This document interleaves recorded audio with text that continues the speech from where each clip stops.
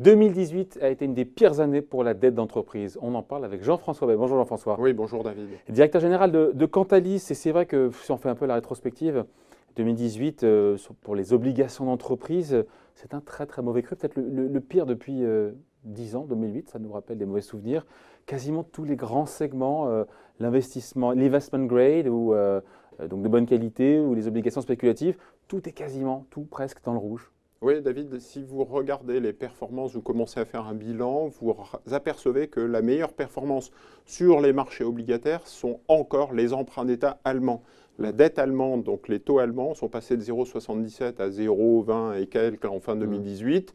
Ça a performé donc de plus de 2%. En revanche, le crédit, tout ce qui est crédit, investment grade, crédit high yield, ont sous-performé. Ces performances sont toutes dans le rouge, jusqu'à moins 7, moins 8% pour les segments les plus risqués.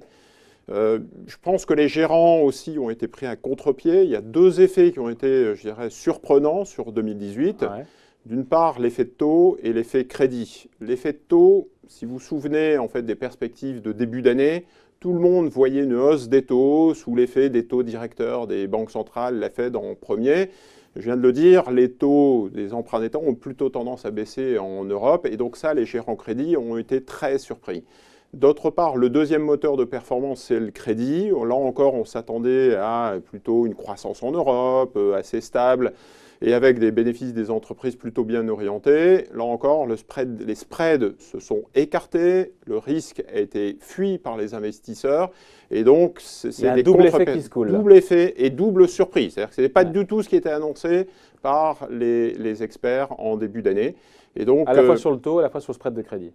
Les deux en général. Avec en plus une collecte, enfin une décollecte, partiellement sur certains segments, avec de l'argent qui sort aussi des fonds. Oui, l'investment grade, c'est 20 milliards de décollecte en Europe sur 2018. High yield, c'est 10 milliards de décollecte en 2018. Voilà un petit peu le bilan de l'année. Donc bien évidemment, c'est venu faire une pression en fait, sur les prix. Pourquoi les investisseurs ont soudainement retourné complètement leur veste sur le crédit ?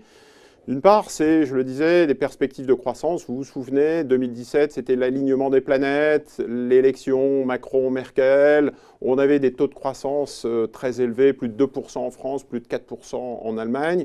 Patatras, c'est complètement révisé en ce moment. On parle même d'une Italie proche de 0%, proche de la récession. La France aussi qui est en train de subir une décroissance qui est assez forte. Même l'Allemagne est touchée. Une moindre croissance sur la France, pas une décroissance. Voilà, on n'est une pas encore moindre là. croissance. On n'est pas encore là. Pas une récession, mais une décroissance. La deuxième chose, c'est le quantitative easing. C'est-à-dire que les banques centrales et la BCE en premier est intervenue sur les marchés obligataires. Souvenez-vous du quantitative easing, whatever it takes. C'est 2600 milliards d'euros qui ont été investis par la Banque centrale. Il y a quelques jours, là, fin décembre, la BCE a décidé d'arrêter son quantitative easing. Et donc ça, c'est venu, là encore, apporter, je dirais, faire prendre conscience aux gérants qu'il y avait clairement un changement de paradigme. Le troisième, c'est des stress de crédit qui se sont manifestés sur 2018. J'en ai noté 3. Le Brexit, l'Italie, la France. Le Brexit, pas de solution. L'Italie, inquiétude sur la dette italienne. La France, là encore, les événements récents sont venus peser en fait, sur la dette et la perspective de la croissance. Donc il y a eu un retournement complet de cette perception du risque. Mais perception, je coupe, pardon Jean-François, perception du risque, quand on regarde les fondamentaux, encore une fois, est-ce qu'il y a une baisse de la qualité du crédit des entreprises ? Alors, ou est-ce que c'est une perception? Et parfois, il y a un écart entre la perception et la réalité. Alors, tout est une question d'anticipation. C'est le cas sur les marchés financiers. Les acteurs aujourd'hui se disent, dans les prochaines années, sinon, en tout cas, une récession, je peux avoir un ralentissement fort sur l'Europe. D'autre part, il y a des éléments très spécifiques que l'on retrouve sur certains secteurs, je pense aux financières, et d'autre part, le troisième étage de la fusée, c'est des notations, des réactions très épidermiques sur certains dossiers uniquement.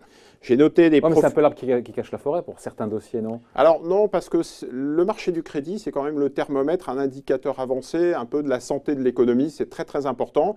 Sur les actions, vous pouvez avoir des mouvements spéculatifs, des intervenants, soit des particuliers, soit des ETF, soit des gérants de fonds qui peuvent perturber et amener un peu de flash crash. Sur le crédit, c'est beaucoup institutionnel, beaucoup professionnel, aucun particulier investi dans des obligations en direct. L'industrie du fonds, c'est beaucoup d'institutionnels qui détiennent ces capitaux. Et donc on a l'habitude de regarder le coût du crédit, le coût de financement des entreprises, comme justement cet indicateur, ce thermomètre. Et on a malheureusement eu 3 effets qui sont cumulés en Europe. Les États-Unis ont été plutôt immunes par rapport à ce mouvement, je le disais. Un mouvement européen, des risques qui sont matérialisés. J'ai noté 60 points de base de hausse sur l'Europe sur l'année 2018. Mais en partant d'un niveau très bas, on se dit que c'est une forme de normalisation des coûts de financement des boîtes qui ont été très très faibles pendant 10 ans, qui retrouvent un niveau normal. Alors, ça pèse en termes de valorisation pour ceux qui ont des obligations d'entreprise, mais au final, c'est pas... Je suis d'accord, mais en moyenne, quand vous avez 250 points de base de hausse sur quelques mois, c'est-à-dire 2,5% sur la catégorie high yield, c'est un mini crack, c'est-à-dire que c'est des réactions qui n'avaient pas été vues sur du high yield. Bien sûr, mais qui n'avaient pas été vues depuis 2008-2009 ou 2011-2012. Donc on est quand même sur des mouvements importants. Donc vous avez raison. Ouais. Mais qui part dans l'absolu de taux d'intérêt bas, même sur le high yield. Exactement. Alors, c'est moins grave que 2008, 2009 ou 2011, 2012. Donc, les perspectives des marchés sont quand même moins alarmantes. Deuxièmement, c'est quand même assez grave d'avoir ce type de mouvement sur du investment grade ou sur de high yield. Je disais investment grade, sur les financières, on a à peu près 120 points de base de hausse, même si on partait de très bas. C'est quand même plus de 1% de hausse des spreads. Ce n'est pas un indicateur très positif. Et ensuite, on resserre sur des dossiers spécifiques.